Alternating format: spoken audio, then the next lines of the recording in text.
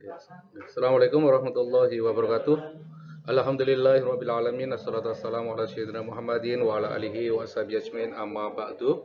Yang kami hormati Bapak dan Ibu Kepala Madrasah Sekawat Demak, mungkin dihadiri juga oleh Bapak dan Ibu Ketua Yayasan. Perlu kami sampaikan Bapak dan Ibu, seiring dengan munculnya Keputusan Menteri Agama Republik Indonesia nomor 1006 tahun 2021 tentang pedoman pengangkatan guru pada madrasah yang diselenggarakan oleh masyarakat. Ya, dengan munculnya Keputusan Menteri Agama ini perlu kami sosialisasikan kepada Bapak dan Ibu semuanya dengan harapan dapat dipedomani dan dilaksanakan oleh penyelenggara pendidikan yang diselenggarakan oleh masyarakat. Dalam hari ini kebanyakan kita oleh teman-teman dari yayasan. Kemudian Bapak dan Ibu, latar belakang munculnya keputusan menteri ini pertama adalah berdasarkan data yang dimiliki oleh Kementerian Agama pada umumnya masih ditemukan guru yang diselenggarakan oleh masyarakat belum memenuhi kualifikasi dan kompetensi sesuai dengan ketentuan peraturan perundang-undangan. Oleh karena itu, perlu ditetapkan pedoman tentang pengangkatan guru pada madrasah yang diselenggarakan oleh masyarakat. Ya. Kemudian tujuan diterbitkan peraturan Menteri Agama ini yang pertama, pedoman ini bertujuan untuk menghasilkan guru yang memiliki kualifikasi dan kompetensi sesuai dengan ketentuan peraturan yang perundang-undangan yang berlaku. Kemudian yang kedua tentunya kita akan mendapatkan guru yang betul-betul qualified, yang mampu memenuhi tuntunan pekerjaan kita dalam rangka untuk mewujudkan madrasah yang mandiri dan berprestasi. Kemudian pedoman ini memuat ketentuan mengenai yang pertama itu adalah persyaratan calon guru. Kemudian yang kedua mekanisme rekrutmen seleksi, kemudian seleksi dan kelulusan calon guru. Kemudian yang ketiga pengangkatan dan pemberhentian guru. Nah, tiga hal inilah yang akan dibahas di dalam peraturan Menteri Agama 1006. Kemudian persyaratan guru, Bapak dan Ibu lihat, yang pertama itu adalah beragama Islam, kemudian mampu membaca Al-Quran, kemudian memiliki wawasan keberagaman yang moderat, kemudian berusia paling tinggi 45 tahun, kemudian sehat jasmani dan rohani, tidak sedang menjalani hukuman pidana, tidak menjadi anggota organisasi yang terlarang. Namun Bapak dan Ibu, dalam kondisi tertentu calon guru mata pelajaran umum boleh tidak memenuhi ketentuan sebagaimana dimaksud pada angka 1 dan angka kedua, yaitu beragama Islam dan mampu membaca Al-Quran. Namun Bapak dan Ibu, kita tentunya selektif betul karena yang kita kelola ini adalah madrasah Bapak Ibu ya. Namun tadi ya, dalam kondisi tertentu boleh mengabaikan persyaratan yang nomor 1 dan nomor 2. Kemudian yang ke B ini adalah persyaratan administrasi. Persyaratan administrasi yang harus dilengkapi oleh calon guru. Yang pertama itu adalah daftar riwayat hidup, kemudian fotokopi ijazah, kemudian fotokopi kartu tanda penduduk, kemudian surat keterangan sehat dari dokter pusat kesehatan masyarakat atau puskesmas atau rumah sakit. Kemudian fotokopi piagam atau sertifikat kegiatan pendukung yang relevan. Mungkin guru-guru itu sebelumnya pernah mengikuti pelatihan dan lain sebagainya, mungkin bisa dimasukkan ke dalam persyaratan administrasi. Kemudian yang selanjutnya adalah surat pernyataan tidak menjadi anggota organisasi yang terlarang. Kemudian surat pernyataan kesanggupan melaksanakan tugas dengan penuh rasa tanggung jawab, penuh dedikasi dan lain sebagainya. Kemudian ke kualifikasi akademik, Bapak dan Ibu. Calon guru baik RA, itu untuk RA, harus memiliki kualifikasi akademik pendidikan paling rendah diploma 4 atau D4 atau sarjana S1 dalam bidang pendidikan anak usia dini atau PGTK atau psikolog yang diperoleh dari program studi yang terakreditasi. Jadi untuk guru Rohtatul Atfal itu diharapkan latar belakangnya itu adalah dari D2 atau S1 program PAUD atau PGTK ataupun psikologi juga boleh ya. Namun yang perlu diperhatikan adalah dari perguruan tinggi yang sudah terakreditasi. Kemudian yang kedua, untuk guru madrasah ibtidaiyah harus memiliki kualifikasi akademik pendidikan paling rendah diploma 4 atau sarjana S1 dalam pendidikan MI di 4 S1 PGMI atau psikolog yang diperoleh dari program studi yang terakreditasi. Ini harapannya Bapak Ibu, guru-guru kita itu karena mengajar di IMI yang notabene itu semua mata pelajaran harus diajarkan, maka dia dipersyaratkan di kualifikasi akademik ini adalah guru-guru yang lulus dari PGMI. Kemudian yang ketiga, guru pada madrasah nawiyah, madrasah aliyah, baik madrasah aliyah kejuruan, itu memiliki kualifikasi akademik pendidikan paling rendah diploma 4 atau sarjana S1, program studi yang sesuai dengan mata pelajaran yang diajarkan atau diampu dan diperoleh dari program studi yang terakreditasi. Nah ini Bapak Ibu ya, jadi untuk MTS dan MK itu untuk persyaratan kualifikasi akademiknya sesuai dengan mata pelajaran yang diampu. Umpama dia itu pengajar IPS ya tentunya nanti dari program studi IPS. Kemudian terkait dengan mekanisme rekrutmen, kemudian seleksi dan kelulusan calon guru. Pertama kita akan bahas terkait dengan rekrutmen Bapak Ibu ya. Pertama, penyelenggara pendidikan menyampaikan usulan kebutuhan guru kepada Kepala Kantor Kementerian Agama Kabupaten. Dalam hal ini adalah di Kabupaten Demak. Kemudian setelah itu Kepala Kantor Kementerian Agama Kabupaten Kota memberikan persetujuan atau rekomendasi proses seleksi calon guru setelah melakukan analisis kebutuhan guru pada sistem informasi dan manajemen pendidikan dan tenaga kependidikan Kementerian Agama, yaitu di aplikasi Simpatika. Nah, jadi nanti proses pemberikan persetujuannya itu calon guru itu kita melihat analisis di kebutuhan yang ada di Simpatika. Kemudian penyelenggara pendidikan membentuk panitia seleksi yang berasal dari unsur yayasan atau penyelenggara pendidikan, unsur kantor Kementerian Agama Kabupaten Kota. Mungkin nanti kalau kita itu wilayahnya besar, mungkin nanti kita bisa menugaskan pengawas madrasah dan pihak lain yang sesuai dengan kebutuhan. Umpama yayasan ingin mendatangkan tes dari luar, mungkin kerjasama dengan psikolog dari perguruan tinggi, mungkin dipersilakan, itu adalah hak dari yayasan. Kemudian yang selanjutnya adalah panitia seleksi mengumumkan penerimaan calon guru yang dibutuhkan sesuai dengan jenjang pendidikan yang diselenggarakan oleh masyarakat, baik RA, MI, MTS, MA maupun MAK. Kemudian selanjutnya, pelamar mengirimkan surat lamaran dalam amplop tertutup atau melalui media elektronik. Kemudian isi surat lamaran terdiri atas dokumen sebagaimana dimaksud dalam bab 2 tadi, baik persyaratan akademik, persyaratan kualifikasi dan lain sebagainya itu ya. Kemudian seleksi, ya seleksi pertama itu adalah seleksi administrasi. Panitia seleksi melakukan verifikasi dan validasi berkas dokumen. Kemudian panitia seleksi mengumumkan hasil seleksi administrasi kepada seluruh peserta yang sudah mendaftar sebagai calon guru paling sedikit pada papan pengumuman. Itu minim-minimnya itu di papan pengumuman. Ya, mungkin karena sekarang ini sudah eranya era digital, mungkin sudah diumumkan melalui web atau lain sebagainya. Itu monggo terserah yayasan.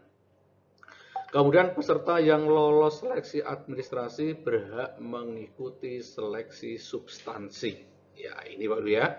Setelah ada tahapan yang pertama yaitu adalah seleksi administrasi.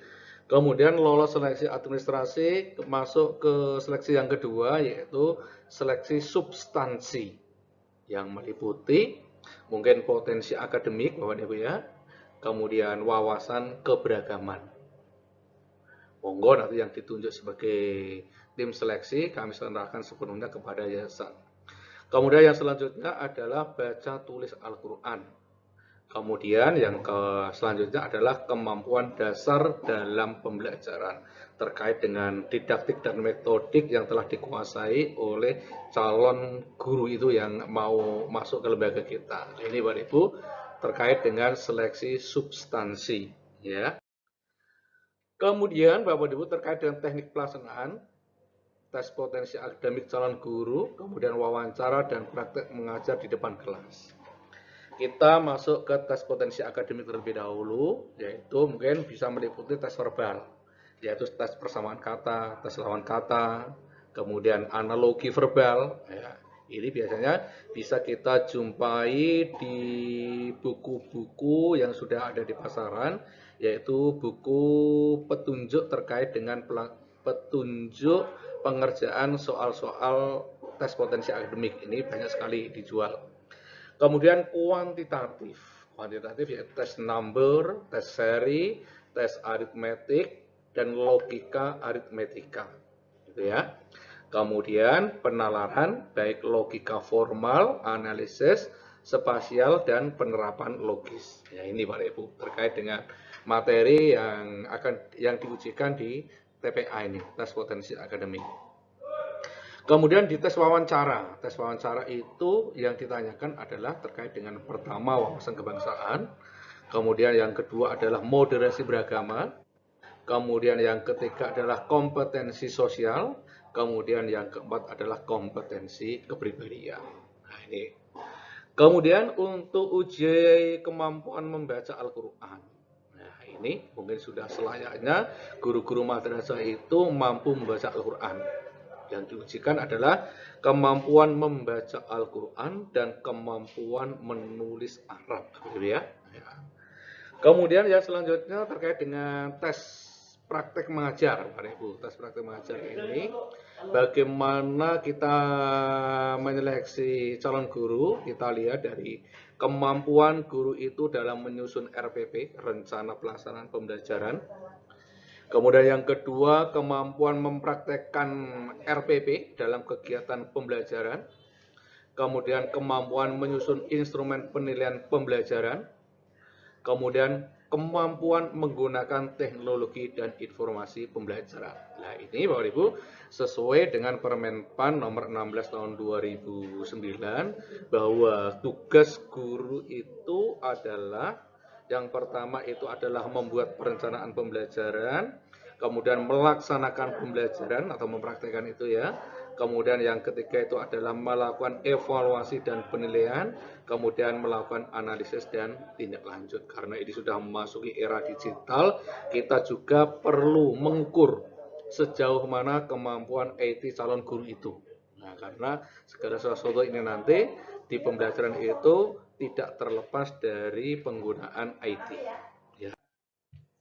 Kemudian untuk kelulusan Bapak Ibu, untuk menentukan kelulusan apabila jumlah pendaftar banyak tentunya kita lihat terkait dengan pedoman penilaian untuk memperoleh nilai akhir. Untuk memperoleh nilai akhir yaitu adalah 2 kali nilai TPA, kemudian 2 kali nilai wawancara, ditambah 1 kali nilai baca Al-Quran, ditambah 3 kali nilai praktek, kemudian dibagi 8, Pak Ibu ya. Nah, nanti sesuai dengan kemampuan calon guru itu.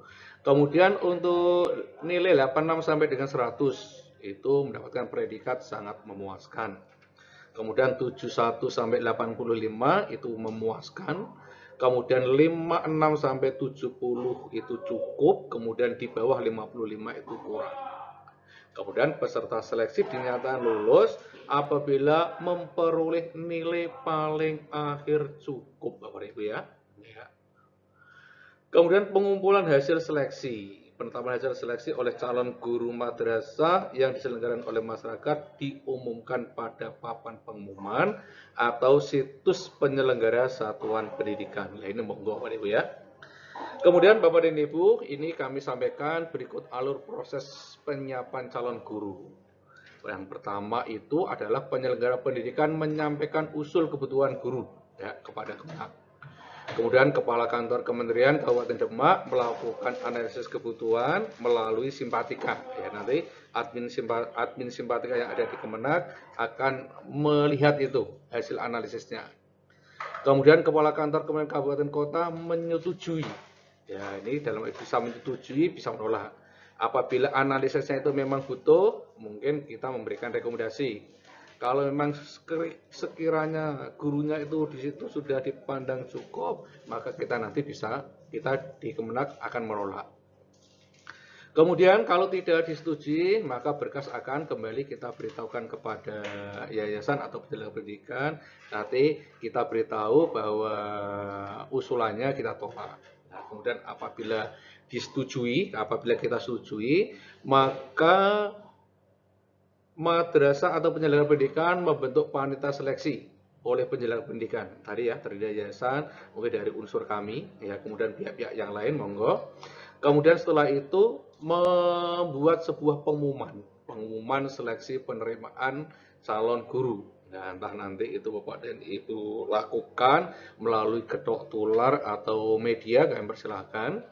Kemudian melaksanakan seleksi administrasi. Kemudian setelah seleksi administrasi kita umumkan guru-guru kita yang memenuhi syarat administrasi. Kemudian setelah administrasinya itu komplit, baru kita melaksanakan seleksi substansi. Dari tes potensi akademik, kemudian interview atau wawancara, kemudian baca tulis Al-Quran, kemudian praktek mengajar. Nah, setelah itu kita rekap hasil nilainya dengan menggunakan rumus yang saya sampaikan tadi. Kemudian kita umumkan pengumuman hasil kelulusan. Dan demikian kita akan memperoleh guru-guru yang betul-betul memenuhi qualified sehingga mampu untuk menjalankan proses pembelajaran yang ada di madrasah. Kemudian pengangkatan dan pemberhentian, Bapak Ibu. Sekarang kita di pengangkatan guru. Bagi calon guru yang dinyatakan lulus wajib mengikuti program induksi guru pemula madrasah atau PGIPM. Kemudian pengangkatan guru pada madrasah yang disediakan oleh masyarakat dilakukan setelah calon guru lulus PIGPM. Ya, jadi penetapannya itu pengangkatannya nanti setelah guru itu melaksanakan itu PIGPM, pelatihan induksi guru pada madrasah ya. Kemudian Yayasan Penyelenggara Pendidikan Madrasah mengangkat guru yang lulus IGPM dan melaporkan kepada Kepala Kantor Kementerian Agama Kabupaten Demak. Kemudian Yayasan Penyelenggara Pendidikan melawan kontrak kerja dan guru yang membuat ketentuan mengenai identitas para pihak, membuat sebuah surat keputusan atau MUU lah ya. Identitas para pihak, hak dan kewajiban para pihak, jangka waktu, apakah untuk seterusnya dalam jangka waktu 2 atau 3 sampai dengan 5 tahun, atau kemudian penyelesaian sengketa dari para pihak. Nanti apabila di kemudian hari ada klausul seperti itu nanti juga dicantumkan. Kemudian memberikan mekanisme pemberhentian kontrak kerja. Ya, jadi nanti antara yayasan dengan guru itu membentuk sebuah kontrak kerja yang berisi 1, 2, 3, 4, 5 itu minimal. Ya. Kemudian guru itu mempunyai hak setelah lulus. Yang pertama adalah memperoleh pendapatan dari yayasan atau sumber lain yang sah. Kemudian memperoleh kesempatan untuk mengembangkan profesi. Kemudian memperoleh perlindungan profesi. Kemudian kewajibannya guru melaksanakan tugas guru secara profesional. Kemudian menjunjung tinggi kode etik guru. Kemudian mengembangkan kompetensi melalui kelompok kerja dan musyawarah guru mata pelajaran, musyawarah guru bimbingan dan konseling lainnya. Nah, ini ya, kewajiban guru di samping ada hak, tentunya ada sebuah kewajiban. Kemudian untuk terkait dengan pemberhentian guru. Guru dapat diberhentikan apabila meninggal dunia otomatis ya. Kemudian mengundurkan diri atas permintaan sendiri, kemudian habis masa kontrak kerja sesuai dengan ditandatangan kontrak kerja dan tidak diperpanjang. Kemudian melanggar ketentuan perundang-undangan atau kode etik guru. Nah, ini ya. Kemudian pemberitaan guru yang diselenggarakan oleh masyarakat ditetapkan oleh pimpinan organisasi dan penyelenggara pendidikan. Jadi sepenuhnya terkait dengan pemberhentian kita serahkan sepenuhnya kepada masyarakat atau penyelenggara pendidikan. Penyelenggara pendidikan berkewajiban melaporkan setiap tahun terkait dengan tahun kontrak kepada kantor Kementerian Agama. Ya. Jadi Bapak dan Ibu, bila ada guru yang masuk kemudian yang diberhentikan, maka penyelenggara pendidikan wajib untuk melaporkan kepada kantor Kementerian Agama. Ya, ini Bapak Ibu ya, berikut alur pengangkatan dan pemberitaan guru. Calon guru dinyatakan lulus. Ya. Kemudian calon guru mengikuti PGIPM, kemudian lulus PGIPM, kemudian baru ada pengangkatan guru yang diselenggarakan oleh penyelenggara pendidikan. Ini ya alur pengangkatannya itu guru dinyatakan lulus setelah melalui proses seleksi tadi. Kemudian setelah proses seleksi, baik seleksi administrasi, substansi, kemudian wawancara, dan lain sebagainya. Kemudian guru itu setelah dinyatakan lulus, kemudian mengikuti PIGPM, lulus PGIPM, kemudian guru itu diangkat, ya. Kemudian penutup. Demikian Bapak dan Ibu, pedoman ini ditetapkan untuk dilaksanakan sebagaimana mestinya, baik oleh pemangku kepentingan, yayasan, kemudian penyelenggara pendidikan yang lain. Kiranya itu Bapak dan Ibu yang bisa sampaikan terkait dengan Peraturan Menteri Agama nomor 1006 ini bisa dipedomani kemudian dan dilaksanakan dengan harapan kita benar-benar memperoleh guru yang betul-betul kita dambakan, guru yang memenuhi kompetensi, terutama adalah kompetensi di abad 21. Demikian dari kami, kurang dan lebihnya mohon maaf. Assalamualaikum warahmatullahi wabarakatuh.